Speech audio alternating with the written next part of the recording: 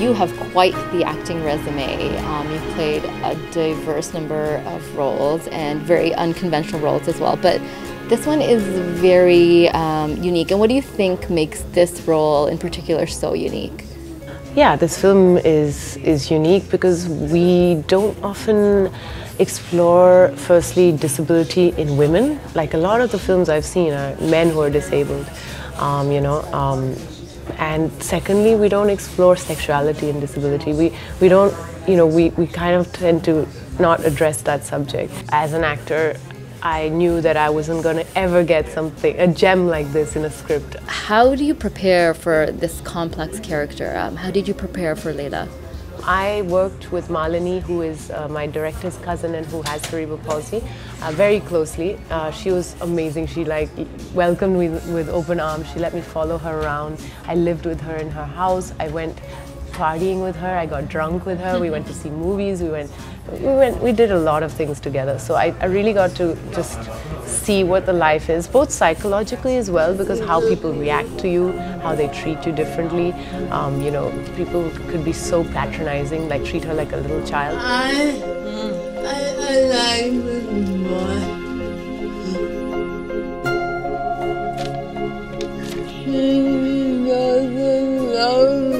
So this film is inspired by your cousin, Malini.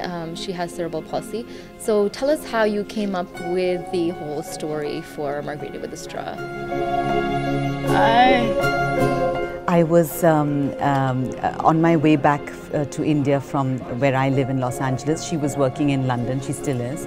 And we met in a pub, and I was 40 and she was 39. Her birthday was coming up. So I said, what do you want for your 40th birthday? It's the best birthday ever. And sometimes her speech comes out clearly, and this was one of those moments. She said, I just want to have sex. And it just came out like that, and it shocked me, and I was like, oh, it's not as good as it's made out to be at all, listen. And I was just being facetious, and later I thought about it, that this is such a huge thing, which we take for granted, and it's silly, and it stops even mattering after some time and whatever, but it's something that she's never had and she's yearning for. And I haven't thought about this. And so that made me think about, I want to do something to do with the disabled and sexuality and this yearning need to have love and sex.